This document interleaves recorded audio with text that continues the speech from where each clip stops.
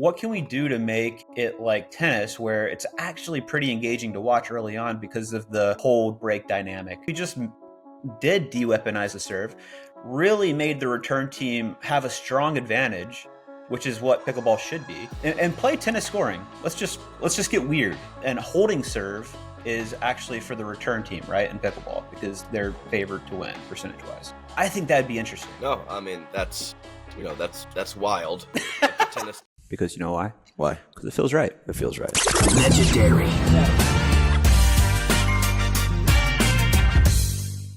This is the moment we waited for. Everything you want is right here. We gon' give them what they came for. We gon' take it up from last year. Watch the game change. Watch the game change. Watch the game change. Watch the game change. Yeah.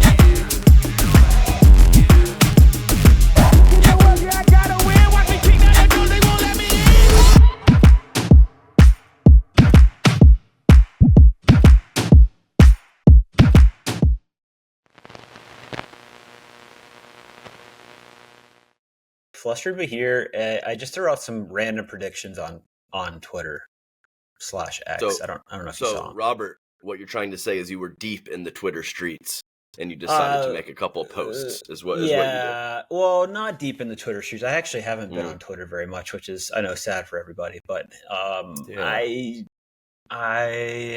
don't know what I've been doing. Just not tweeting. But I did tweet this morning, and one promoted Selkirk put out a little promo for the Behind the Paddle podcast, which is where I just interview different players and people in the sport and talk about their stories and who they are as people and what brought them to this crazy world of pickleball wiffle ball. So you have DY on Donald Young, and then you immediately say he's going to lose to Bao Duong?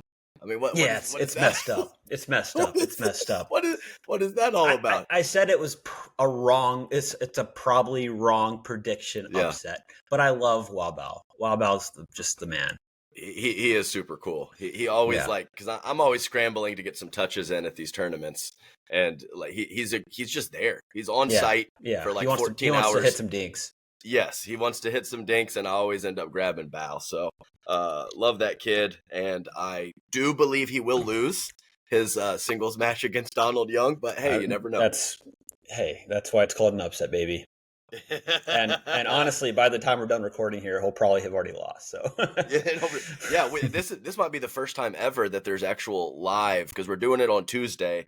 And we have the progressive draw, so we have a round of 64 action. And man, that you are right about one thing on your tweet is what's that? Fed Rachel versus Mari Klinger is disgusting. That is a rough round of 64 for everybody. Because I mean, I think it's probably like a 60-40. Yeah, it's like a 60-40 situation for Fed and Rachel. So that is tough stuff. And I mean, there's a full 64 in the mixed, and there was 30 qualifying teams that didn't make it. So almost 100 teams in mixed. That is a tough decision, and that is a brutal round of 64. Yeah. What are they like? They're like the 50 seed or something insane. Yeah. They should be more like the 15 seed. But it doesn't do any favors to the signed players to be running into guys like this, gals like this. So do you think there should be some kind of like subjective consideration, or do you think it should be purely based off of points? That's a good question. I guess now that everybody is locked up, maybe the points could matter a little bit less in terms of where the seating is, and you could have like a very soft landing spot for some of the, don't put them exactly where they should be, but at least move them up enough to where it would push back a round or two that they would come up against a higher ranked signed player. So I mean, that's tough. There's moving parts. You have to get a little committee together and all this and that. So, I mean, I'm sure it's not going to happen, but man, that is, I mean, that's not even that's round of 64 that matchup is happening. So that's rough stuff for both players. We got a Tyler Leung over DJ Young, 11-9 in the third, kind of a fun first rounder. We've got a Gabe Tardio over Johnson Cola 11-7 in the third. Nice battle. Shout out to the 40+ club, Johnson Cola. Just no spin serve and just still not grinding. Someone you want to play in singles at whatever he is, 44 years old or something. Yeah, he's too fit for 44. Stop it, John. Yeah, he is. Stop it, He's dude. a grinder. He's Stop a grinder. It. Yeah. Playing singles? What are you doing, dude? Yeah, and I agree. And I think Leung was actually down in game 3 against DJ Young, who isn't, he's not a huge fan of singles. And I mean, he has a game to be solid, but I wouldn't say he's a single stud. So that could have been a nice little upset for DJ. Just missed. Yeah, just missed. It wasn't on my upset board. So, onward. Yeah, I mean, even like Ross Whitaker, the 49 seed. I've seen that guy play. He's good. He's good. I mean, he barely lost to Rafa Hewitt. I mean, this is it's tough these days. It's a gauntlet. It really is. I mean, Naveen versus Zayn, Navratil first rounds. That's a tough one too. Do I know Naveen Beasley? I've never met him before, but I see him on draws all the time, and he has some really nice score lines against very good players. Yeah, I remember he beat Ignatowicz like 0-1 or something. Huh. Yeah, that's tough there, Papa. I don't know, man. I just absolutely love Ignatowicz, but he is extremely fun to rip on also at the same time. So yeah, because he's fantastic at taking it. He can take it and he can give it back, and he's If you can give anybody, it's him. And that's how it should be. You should dish it out aggressively, and you should take it whenever it comes your way. And eat it. Unfortunately, most, if not all, people struggle with that dichotomy. But Ignatowicz pulls it off. If you're gonna, rib him. That's why you got to get deep in the Twitter streets. You put up silly predictions, miss all of them probably, and then you get ripped on. It's perfect. I don't care. I even was in. I made 2 comments in the Twitter streets. So it was it was Fed. Fed said something about Yannick Sinner being a machine. Oh yeah, and then I said something about Fed does think Sinner is a machine, but Fed also thinks Fed is a machine, and if he put machine in the description, he would get some love from somebody, and I came through for him.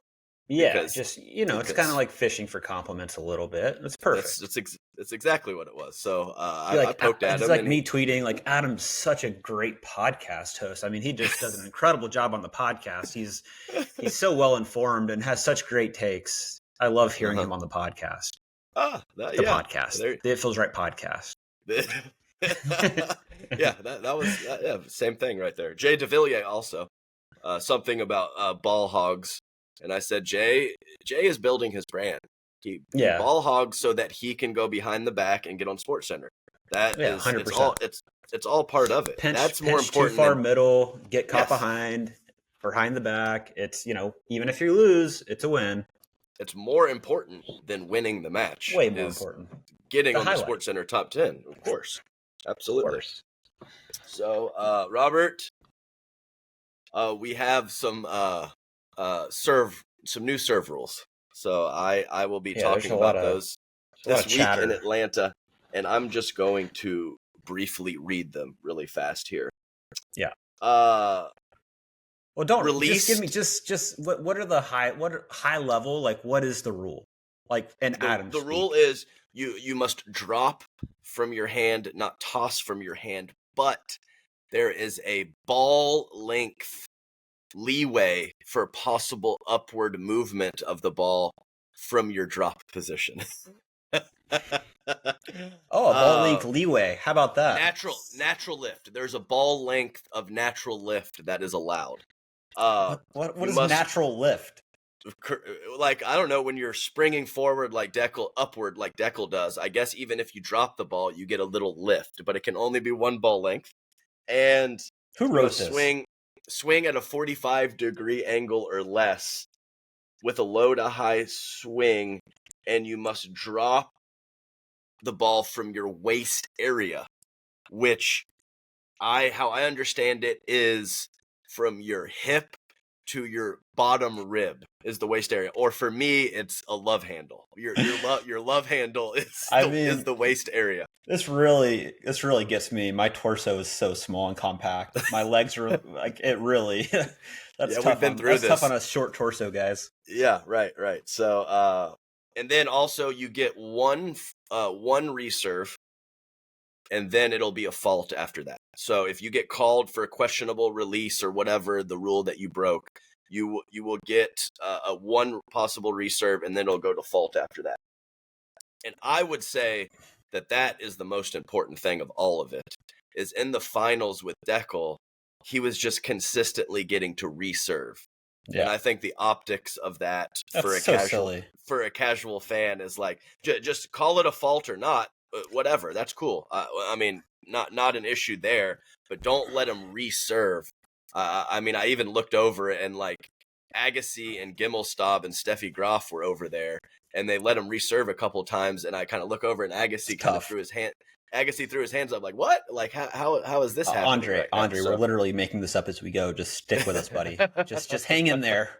Hang in there. We're figuring it out, guy. So just hang tough. And it's tough because just how Deckel's serve looks is so brutal.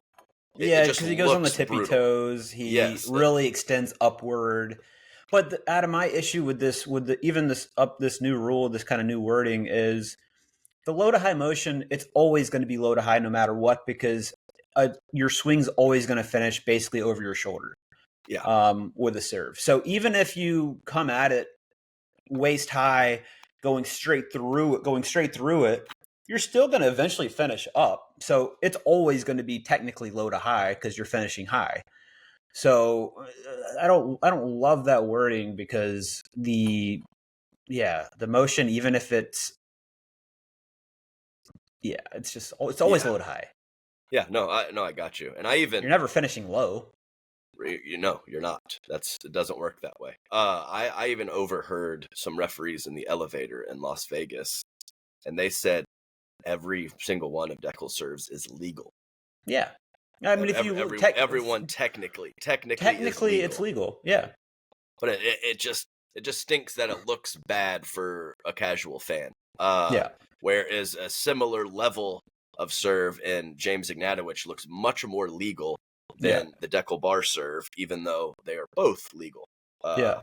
Given the rules. So I mean, we got issues on so these are the UPA guidelines, I believe, right? So this is a written rule for UPA specific. In USA Pickleball, their rules and regulations, I don't know what the deal is, but played Will Howells and mixed, and he got called for a serve or warned for a serve probably 3 or 4 times, and it was just a warning every time. So that's got to change. Like if we're gonna try to regulate the serve, I mean, it's got to be a fault. I don't even like the warning. Just if your goal is to really kind of standardize it, just giving a fault right away on the first go will make sure that guys are complying and gals. Yeah, don't just, if they don't like it, then challenge. And, I mean, Howells has a good serve, but I wouldn't say it's like unbelievable. And he does have a pretty. It's consistently high.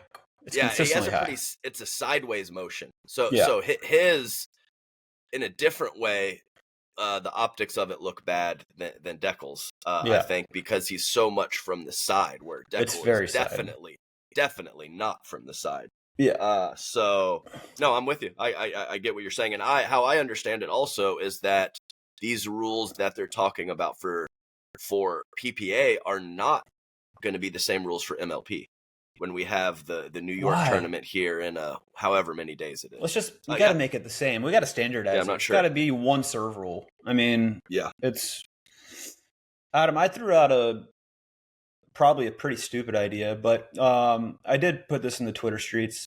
I don't know when, but I find so the U.S. Open tennis just finished, right? A lot of fun to watch. I always love watching the slams. It's super fun to watch Donald Young get to the finals of mixed, which is just insane. Yeah, well done, Donald. In the Behind the Paddle podcast, we talk about I think we talk about Taylor Townsend, and he mentions that he's playing with her in the U.S. Open because we recorded that a while back. But he was saying that Taylor absolutely loves pickleball, and like she would stop playing tennis today to play pickleball. Like that's how much she's into it.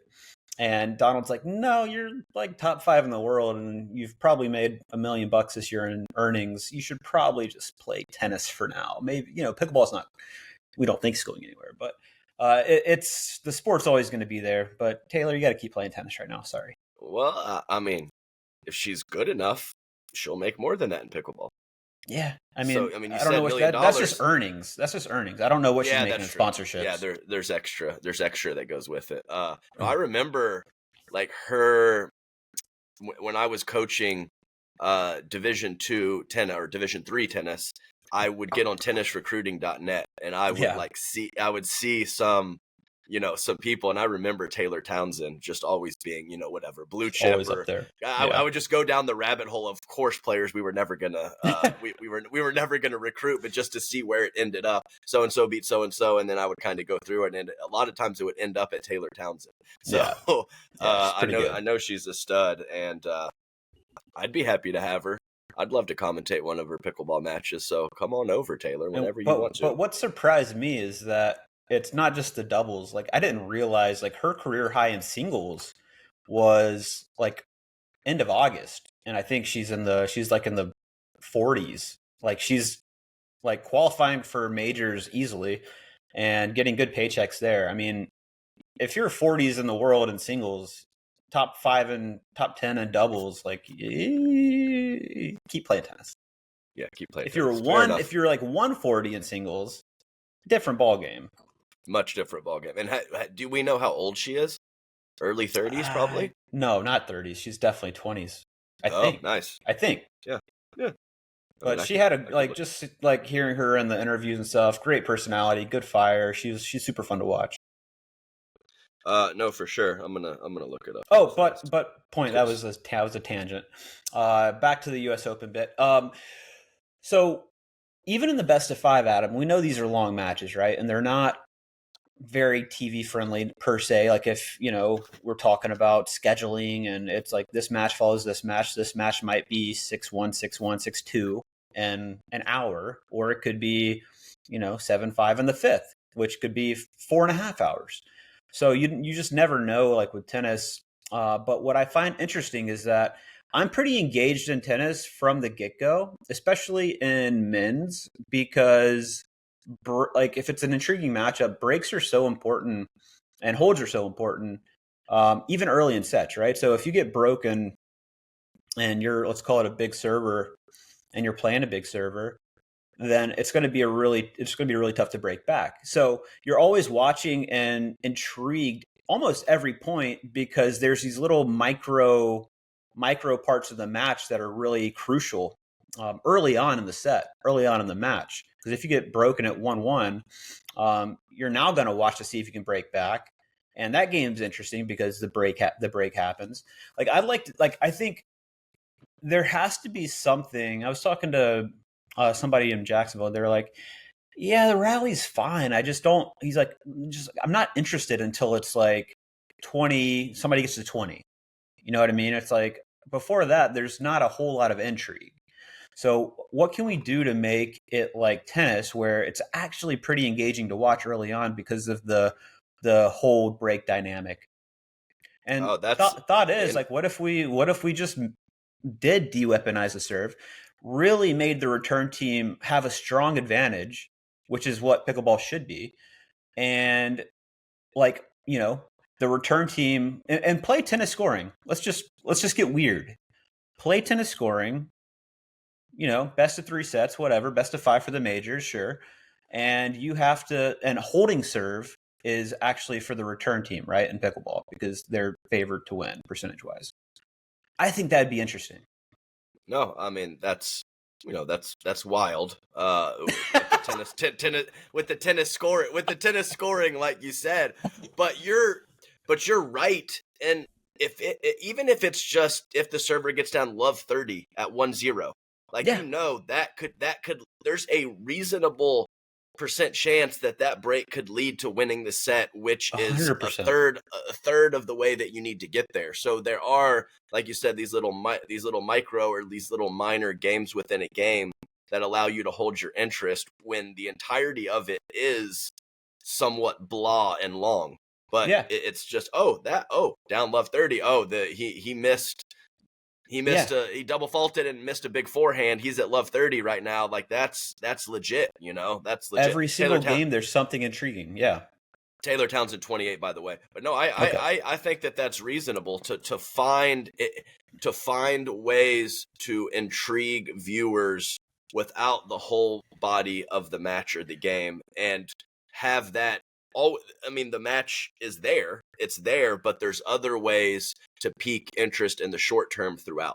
That makes some sense to me.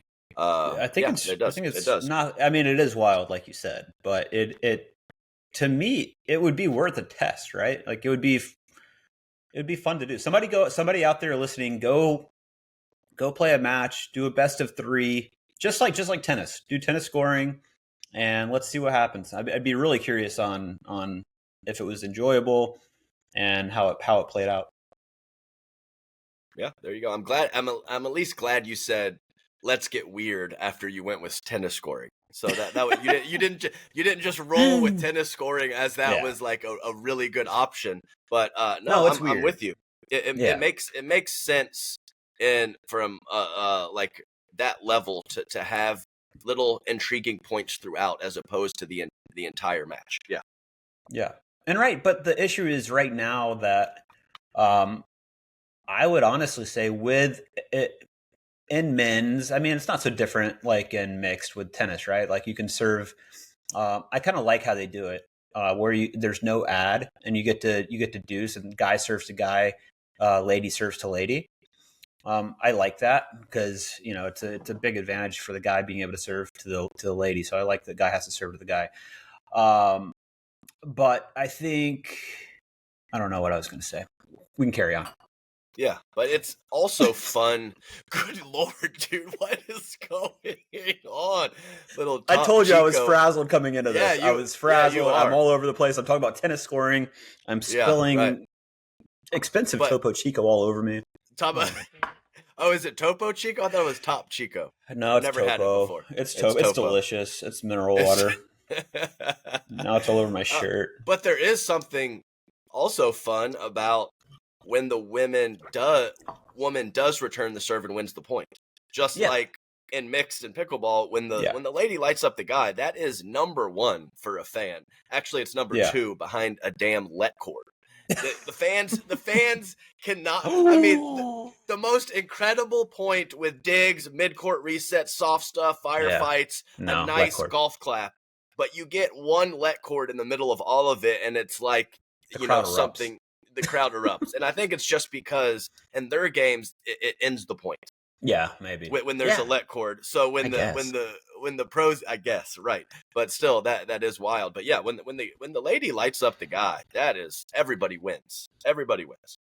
Yeah, and that's what I was gonna say is in terms of the scoring, I'm a mess. Yeah, in terms of the, it's right now I would say with the serve. The return team obviously still has the advantage. They can take the kitchen line, and the serving team has to hit third.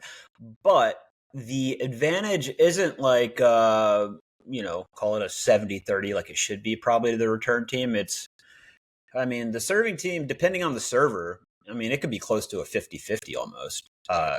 Depending on big serve and big forehand.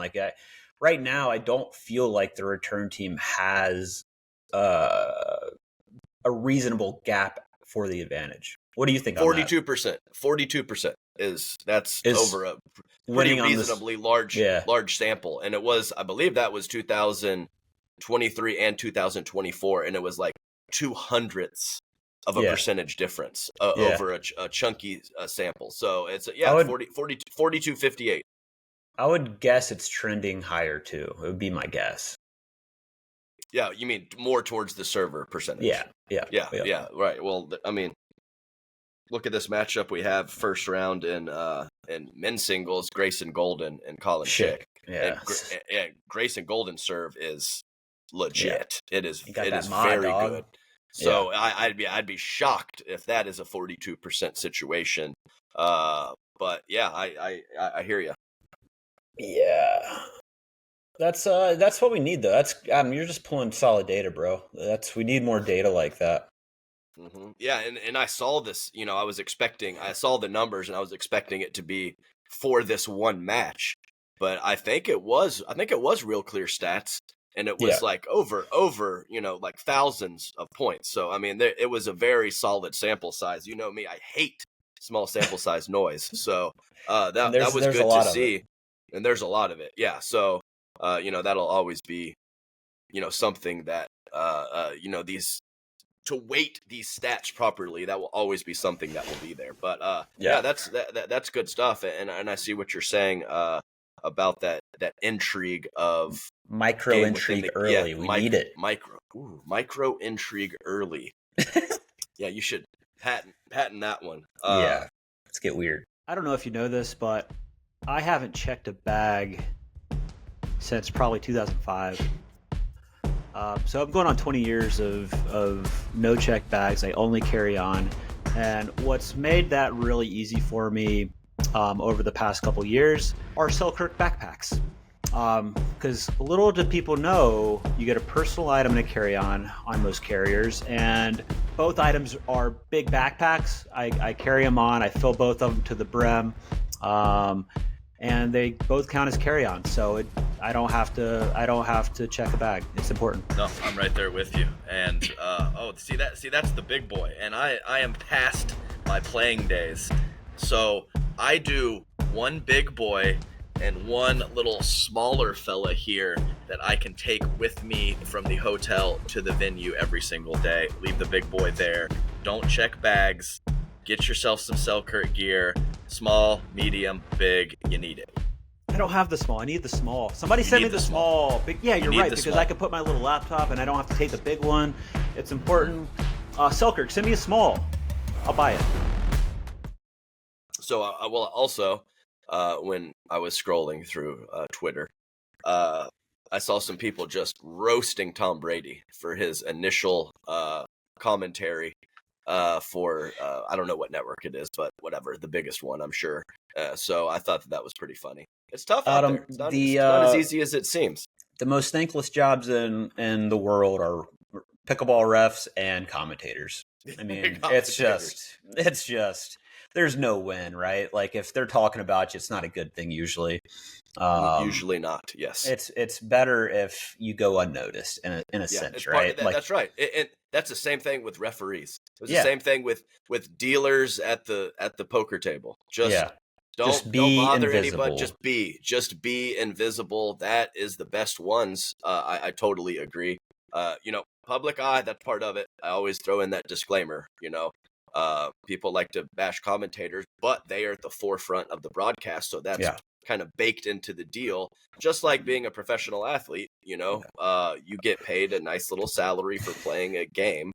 Then you're going to have to take some ribbing if a fan doesn't like what you do. So that's my spiel on that. But it was a little entertaining to see Tom Brady get ripped on by so many people on a much, much, much higher level. Yeah. And we'll see if he gets better. Who knows? I mean, I'm sure he will. That's interesting because I heard some rumblings, but didn't really go deep into reading some of the comments. But one thing I did see like before the season was that like he was like studying the role and like really trying to hone the craft. So a little surprising to me that he came out flat and was getting bad reviews. Rob, tip number 1 is you don't overdo it. You can't over research. It needs Less to is happen. More. Less is more. Just write Be invisible, Tom. Yes, write down a couple notes. It has to happen organically. You can't you can't go full structure mode and have it like that. It doesn't. In the moment, you have to feed off your partner and you have to let it fly a little bit from the cuff. So Tom will get it situated. He's a seems like a smart guy, I guess. Adam, you and I in the booth would just be pure magic. I mean, it's happened before, and it was pure magic. It warmed my heart. I think it warmed many people's hearts, and I think I still see a future where we're side by side talking about pickleball. That's happening in front of us.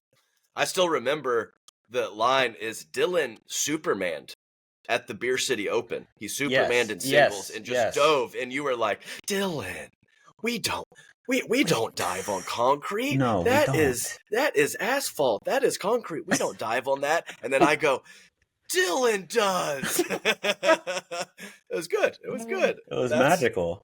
It was magical. Hey, did we talk about if someone dives, we're going to go through this bit before we started, Rob? No, we didn't do that. We didn't over research. We had to let it fly in the moment, and less is more. That's what made it magical. I agree. I even wore a Beer City shirt, I think, that Andrea gave me. I felt like I was the epitome of professional.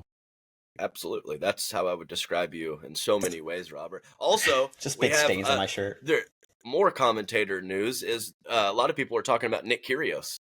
So he was jumping down there and some casual threads, just backwards I love hat, it, just but one of the things that I saw, I actually didn't see him do anything, but one of the things that I saw written on some of the posts was it was a special relationship with him and the players, where basically as soon as they saw him or he's about to talk, the players are like smiling and like know that it's a colleague and that it's someone that they have some form of rapport or relationship with. So like we've gone out together and been very drunk together, Nick. But ask me this question.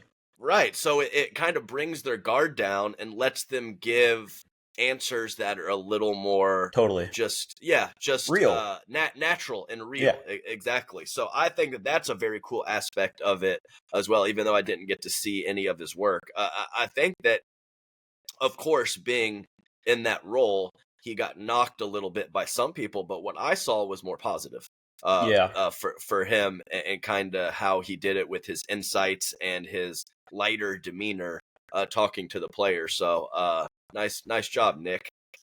Yeah, I saw a little chatter about him saying something that was a little demeaning or degrading about females. And I believe it was because Yannick Sinner's girlfriend currently used to date Nick. Oh, okay. And there was some mention that he said that was like seconds or something, something like that. Dicey. A little questionable, and people were calling him out for it. But other than that, we'll let that slide. Other than that, he was fantastic. I mean, honestly, I really enjoyed it. Yeah, I know he's like ripped center for the doping tests, or that he got cleared from the 2 doping tests, and that. So yeah, you have to be careful. I mean, I'm surprised he didn't talk about the size of any male competitors' butts, a la Greg Dow. But you that looseness and that freedom and that relationship that he has with the players, great, fantastic. I love everything about it, but there is always a threshold that you can't go over. Yeah, when you're in that role, so you have to you want it to be light, but you have to be careful at the same time. It's hard to balance it out. So on the other side of that, in a bit more of a professional sense, I think, not professional, but like a more traditional role, is Chris Eubanks, who he's decked out in like a slick suit, but he was sitting down in a post match, I think with Chris McKendry and Coco Gauff maybe. And Coco and Chris are homies, and Chris is going through his whole spiel, and he's like being very professional and talking, and Coco's just like, so he asked Coco a question.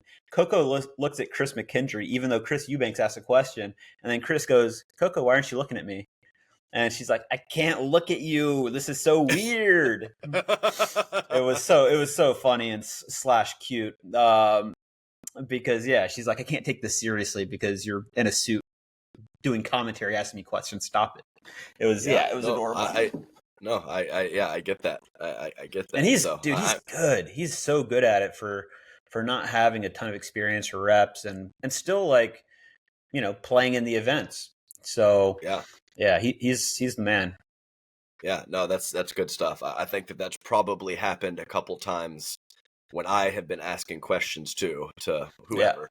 the crime dog Tyson McGuffin or something, and with our history or whatever, some of the I don't believe he drinks IPAs anymore, but we used to have some of those going on. So he was just like, is that Stone asking me a question? Like what's going on here? Oh, Stoney. Yeah. So totally get it, and it is tough to balance out, but I like the looseness and the whatever you do, whatever, even if your question is stupid, it doesn't matter. Get personality. Personality. Get the players to break out of that just total, robotic answer situation. And of course it's not always going to happen. Sometimes I feel like I have killer questions and the answer is garbage. Sometimes I ask a plain question and I get gold. So it's tough, especially when you're asking the same players questions over at trying to come up with different questions, but get personality from high-level players.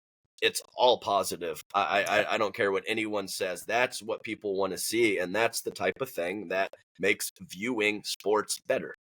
Yeah, agreed. I mean, there's a reason people watch reality TV. What is that reason? I mean, it's kind of scripted. It's kind of scripted, but for sure. But people like watching people and seeing kind of like their life and who they are and behind the scenes stuff. Like people love that. Yeah, no, I agree. No, I've watched plenty of reality TV. Not proud of all of. What's your favorite? Oh God, I don't know. I mean, I was like at the beginning, like watching the Real World and Road Rules. Yeah, and I watched the challenge for a little bit. Real World Road Rules Challenge. That's difficult to say. That's a mouthful. That's a tough one. But yeah, I watched that stuff, and and Prof likes it some too. When she has a hard day of work, to turn her brain off and watch some reality TV, whatever, The Bachelor or something like that, where you can just you can kind of unwind. So no, I agree. Scripted, certainly scripted, or some percentage of it scripted, but some of it is kind of real also, and I do think people appreciate that. I'm into all of the real estate ones. Selling Sunset. I mean, it's a fantastic one. Let's be honest. Fantastic. Is it? People are trying to copy it. I like the Ryan Serhant one too. That is, in New York. I think it's. Oh no? Yeah, Manhattan, something Manhattan. Owning Manhattan, I think maybe. Yeah, and then they have one in Europe too, like England or something. So I like those two. Yeah, it's fun just to see the real estate. Yeah, it's insane. New season of Selling Sunset. I was just scrolling through Netflix. I haven't watched it yet. I haven't either, but it's on my list. Yep. I'm in planes a lot. I might have to pull that trigger. You have to just get that on that smart download on Netflix. Ooh, the smart download. Sometimes it gets too aggressive though. Like, what do you mean? Like, I don't know, like it'll like download like the next 5 episodes or something like that. Yeah, or I've already, I don't even know if I like this show yet. Let's not do 5. Yeah, or I've already watched it and it still downloads it as if I hadn't. I don't know. Anyway, we're going. Every time I go into it, it says expired, and sometimes I don't have anything that I want. That's just tough. Disappointing. Yeah, you gotta have the headphones, and you have to have some form of material if you're getting on the plane. I know people have been doing that cold turkey plane ride thing where they just stare at the seat and ponder life. Yeah, but that's not me. I could, dude. That's way too. It's insane. What are they doing? What do they do? What are you proving? Who are you proving what to? Who are you proving what to? What are you proving to who? What are you proving? Okay, who are you proving what to? I guess that kind of works. All right. Josh is probably listening to this like, what the what are we doing with this episode, guys? Because we haven't really even talked about pickle. Let's do a tip. Let's do a tip. Yeah, let's do a tip. Please. You got one? Always, Adam. Just tell me something. Just say a word, and I'll come up with a tip based on that word. Are you serious? Yeah, 100%. Let cord. Okay, this is great. No, seriously. Okay. You can't do it too often, but if you do get a net cord, one of my absolute favorite shots, and I think you know where I'm going with this, Adam. And I would say my percentage on this is actually relatively high. If you get a net cord, let's say all 4 people are at the kitchen line. You got a dribbler that goes over, and maybe your opponent was in the kitchen, and then they're whatever happened, short dinks, shallow dinks, net cord. Once that thing goes over, and you have to have enough time to be there, right? This can't be like you're scrambling to get to it, because then you just want to bump it over. But if you're in decent position and you get a net cord that rolls over on your side, drop the tip of that paddle down as you're hitting a forehand, and then brush up on it. And you want to, and this sometimes works, sometimes you get another net cord, and then whatever, it's going to reset the point. You're not going to lose it off the net cord because it's not going to go high enough. But the idea is to drop that paddle and brush up on it, and it's going to be kind of like you want to wait to the last second. That's the key. It's going to be kind of like a high roller that's going like at their shoulder. It usually surprises them. They're not going to hit down on it. Usually, I would give this about like a 60-40. So percentages are on your side, so do it. But yeah, it's basically a forehand roll flick, but it's slow, it's high, and you have to wait to the last second to hit it. Advanced tip of the day. So basically, it's a form of a flippy long stockings. It's a flippy long stockings, but it's a slow, high one at the armpits that you really wait to the last second. Yeah, no, and this is if the ball off the let cord pushes just a little bit off. If it's too tight to the net, you clearly can't do it. But when I'll still try. Yeah, but correct. But when that ball lands shallow, whether it's let cord or even just an incredibly dead dink, you are actually closer to your opponent than if you're taking the ball out of the air. You can only reach so far into the kitchen. So you might be a foot or two closer to your opponent. And I love doing this too, actually, Rob. I don't have quite the flipping long stockings that you do, but I just literally go at about 50% right at the Adam's apple. Yeah. You do not want to go. You can't really go at the belly button given the angle of the You'll shot, miss it too, or the fact that they're going to be more likely to cover that midsection. I go right at the chin, right at the Adam's apple. 50%. They're usually caught off guard or late to clear their body and get a great swing on the ball, and it can be a nice little way to find some offense off of a questionable situation that isn't perfect. So this is not a joke at all. This is a real option from that position. I would advise to not do it every time, but find some spots to do that. Loosen up that grip strength. Go at about a 2 or 3 or 4, and go right at the shoulder, Adam's apple area. You can win some points that way.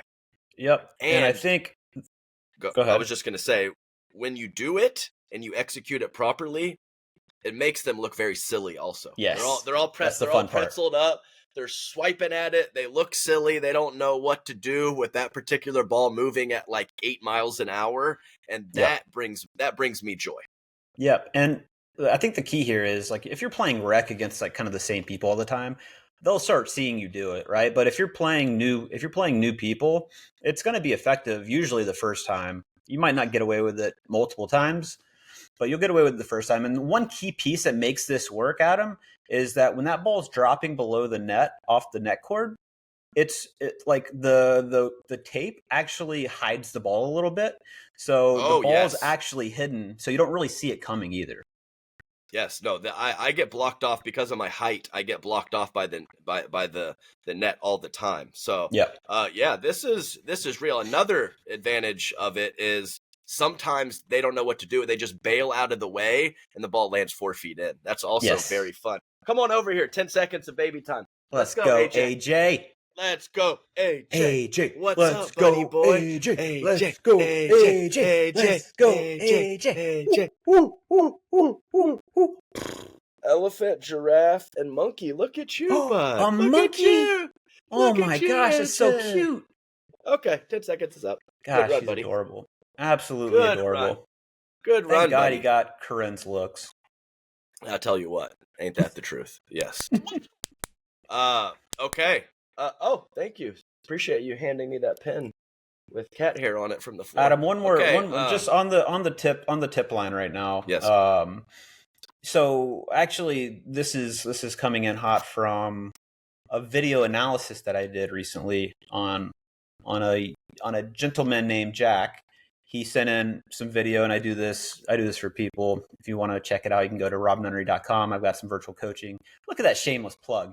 But I did a video analysis, and one of the key things that I saw was kind of, so he mentioned that like I would say he's like a 4-5 going, like looking to get to a 5-0.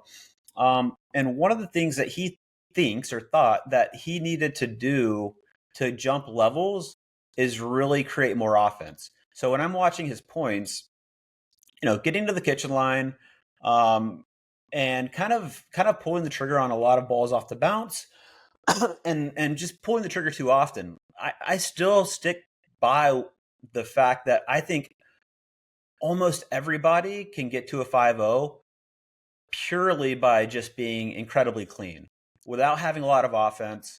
I think playing clean still wins so many points. You have to be able to counter well, but pulling balls off the bounce, I mean, watching these points, whoever was initiating was pretty much losing 70 to 80% of the time.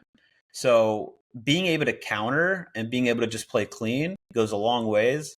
And I think just because you're trying to jump from 4-5 to 5-0 or even 4-0 to 4-5, it doesn't mean you have to have another level of offense.